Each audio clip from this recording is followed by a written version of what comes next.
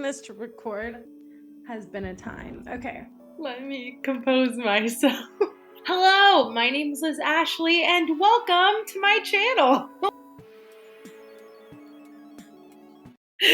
Today, we are going to be talking about Taylor Swift. Yes, of course we're talking about Taylor Swift.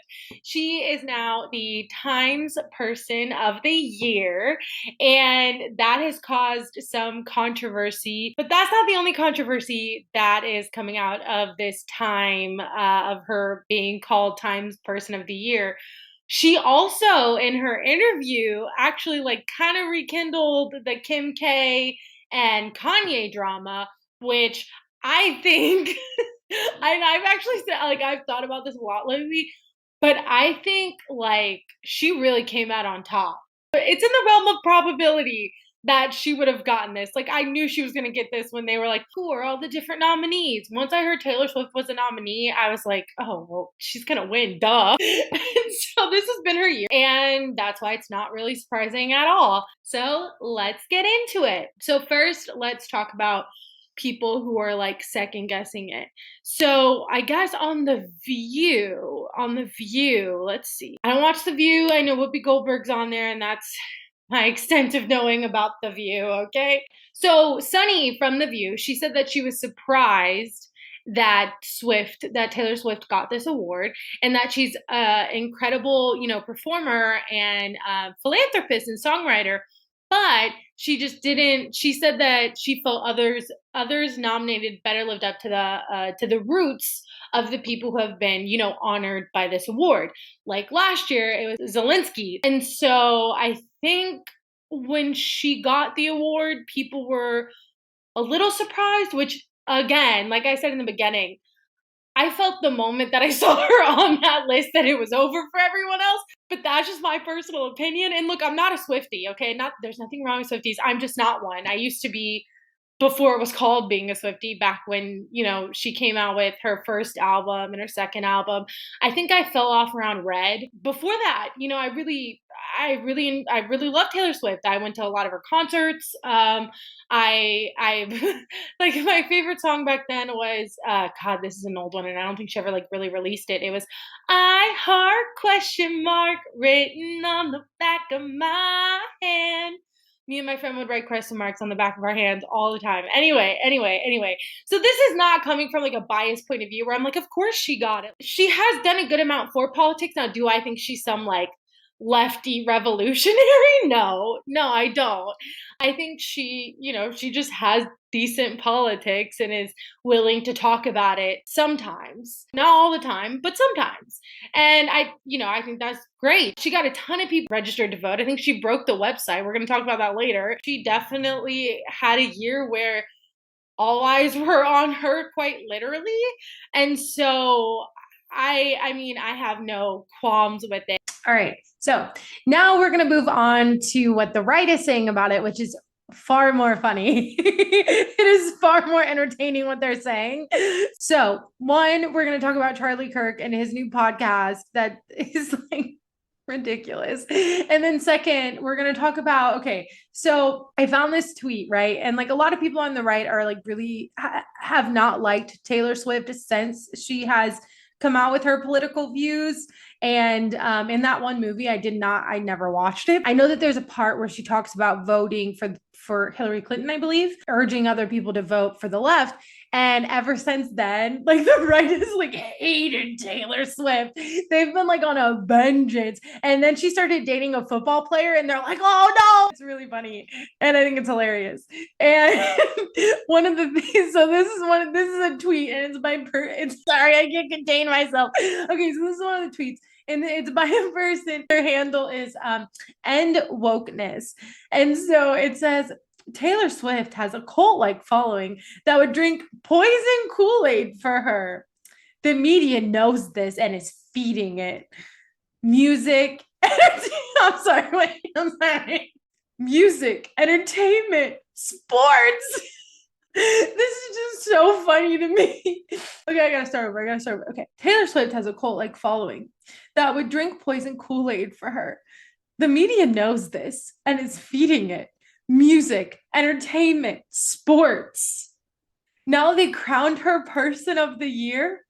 Next step, politics. It's so funny to me because it's like, first of all, she's not like in politics. She's barely in politics, okay? Like, she got people registered to vote again, which is great. And I am so thankful that she did that. I'm so happy that she did that. Is that like taking over politics? But anyway, they're just mad because she got so many younger people registered to vote. And that's why a lot of conservatives are like mad and think that she's gonna like take over politics or something. And I think it's really funny that they call fan base a cult like following. I'm like, bro, you're the one over here like coming up with conspiracy theories. Like on, I guess on Twitter or X or whatever, people have been like getting upset about this. And so Charlie Kirk, which if you don't know who Charlie Kirk is, good for you. Good for you. I'm so happy for you. Like, genuinely, I'm happy for you that you don't know who he is.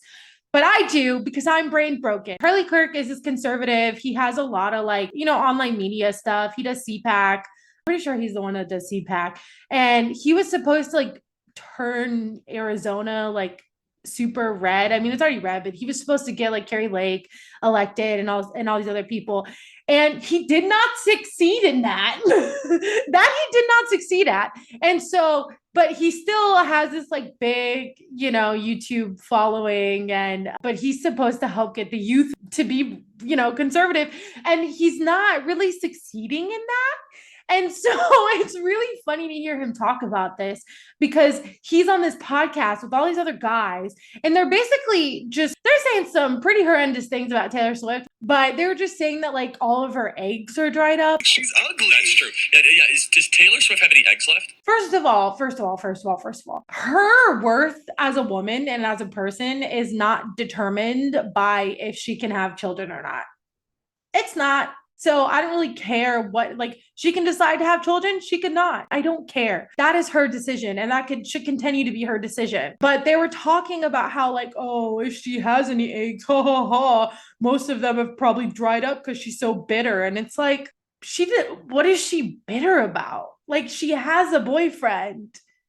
And you guys are mad because the boyfriend that she has is someone who's like an all-American, person, who's the football guy. Nothing she has done has been like, she's not bitter. Like, she's having arguably one of the best years of her life. So it's like, are you bitter? Like, are you bitter? Go on to talk about how like, oh, she makes every guy's life, a living nightmare and all this kind of stuff. And it's like, whatever. Like, I'm sorry, but all these celebrities write songs about their exes, all of them, every single one of them. That they write from experience. That is just the craft, okay? Men do it, women do it, non-binary people do it. Anyone who writes songs typically writes based on their experiences. So to single her out because of that is silly. And then he gets upset because I guess, like, I knew she grew up on a Christmas farm, but I guess because she grew up on a Christmas farm, they assumed that she had to be Christian at some point, which I have no idea if she was Christian or not. Apparently someone like commented during their podcast and was like, oh, she was Christian because she lived on a Christmas tree farm and now she's not. And that's why, I don't know. That's why what? But they're like, yeah, that's why she's like this. And it's like, what is she like? What? Like a celebrity? And they're like, she's gonna ruin the country. She's gonna ruin the country. It's all gonna be because of her, because she got so many young people to register to vote. She's gonna ruin the country. She's gonna ruin the country. Yeah, but she just did something. She got 4 million girls registered in like 24 hours. You see that? She broke the website. That's the thing. It's so easy for her to do that. So I think that's stupid. It just shows you that he's upset because she got people registered to vote. And he understands that young people typically do not vote for conservatives. And he understands that his whole shtick is supposed to get young people to go out and vote for conservatives. And he's not succeeding in that. And so it's really funny. He's like, oh, well, she was so Christian. Yeah, she used to be Christian and now she's not. And that's what happens when you are, you just want money and fame and people to like you. And I'm like, what are you doing if not that, Charlie Kirk? Like, I'm sorry, but I think it's wild when people who are in like on platforms, like, on mediums like this, who are like, you just want people to like you, and you just, well, yeah, I want people to like me. To sit there and be like, oh, she just, she chased fame and all this other kind of stuff. It's like, and you are not, and you're not. How much money do you have, Charlie Kirk? How much money have you gotten from your media career, Charlie Kirk? But they're mad and they're upset. And honestly, it's really funny. And something she said in her Times interview that kind of goes with this also makes me laugh. She said, I'm just there to support Travis. I have no awareness if I'm being shown too much or pissing off a few dads, Brads, and Chads. I love that. And I love it. I think it's so good. But now, let's get to the Kanye and Kim drama. So, like I was saying in the beginning, I think that Taylor Swift definitely has the upper hand now. I've never been a fan of Kim Kardashian, never been a fan of hers. I was at one point a fan of Kanye, but that ended a while ago. He's been saying wild stuff for like a minute now. Like it wasn't just like a couple, it wasn't just like last year and this year. He's been saying like wild things for a very long time now. I'm not a fan of his anymore. I do not hold celebrities up to any pedestal anymore because 9 times out of 10, they usually just suck. But basically, I remember this happening, and I distinctly remember this happening because Kanye had that song and it had Taylor Swift in it, and he was talking about Taylor Swift in it, and it was really vulgar.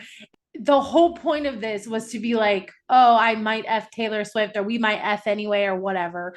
And it was all after when she went to that award show and he got in front of her. He said, I'm gonna let you finish, but Beyonce should have won this. I'm really happy for you. I'm gonna let you finish. But Beyonce had one of the best videos of all time. One of the best videos of all time. I actually think that was when I stopped liking Kanye. What do you think you're doing? Also, do you think that like that helps Beyonce by you going up there and saying that? And now Taylor Swift and Beyonce are friends because later in the award show, Beyonce let Taylor Swift come out and like actually finish her speech. And to humiliate someone like that is really ridiculous. And I will say that I like Beyonce is amazing. Like from what Taylor has said about her, and she mentioned it in this interview. She said that she's just been like, she's a gem of a person. She's so warm and funny.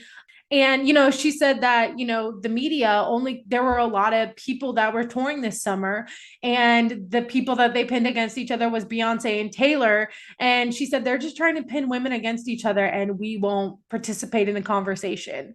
And I think that's awesome. Kanye West, I guess, called Taylor Swift to ask if he could like mention her in his song. Now, apparently he didn't say exactly what he was going to say in the song because it was a big deal. They tried to like repair it or whatever, make it seem like it was repaired. And so Kanye West talked about Taylor Swift in a song, and he talked about like, having sex with her.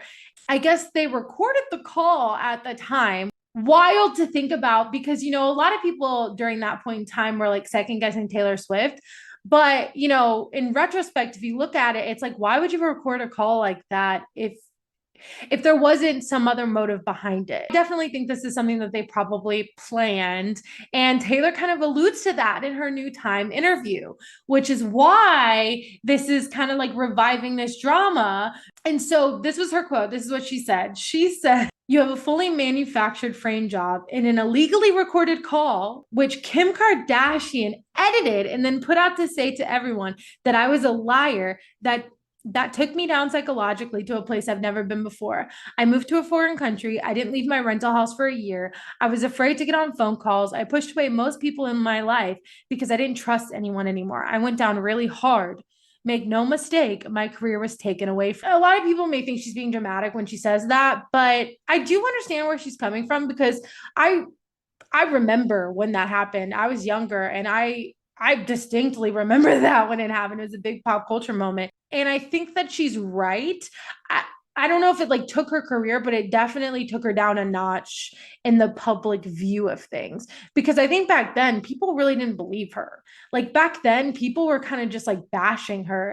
I do remember her not being around for a while after that. And then she came back with Reputation, and I remember her coming back with that song, look what you made me do, look what you just made me do, look what you just made me, ooh, look what you made me do. I remember that being like a big thing for her, because it was responding kind of to the drama that she never really I don't think she ever really like fully responded to. I think her way of responding was that song and was that music video. Here she's having she's having the time of her life, she's having like the year of her life, like this is her year.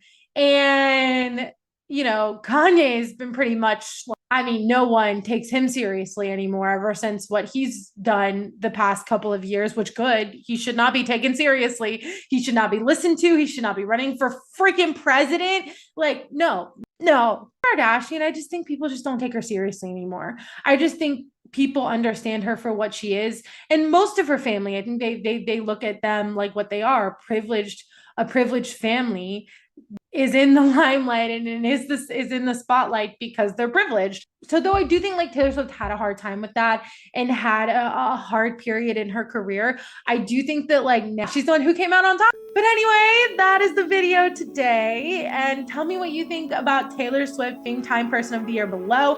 Tell me what you think about Kim and Kanye. I'm going to keep coming out with these videos, so please turn on notifications and subscribe and comment and like. It really helps me. I really want to grow this channel, so if you could do that, that would really mean so much to me. And I will see you in the next video. Bye.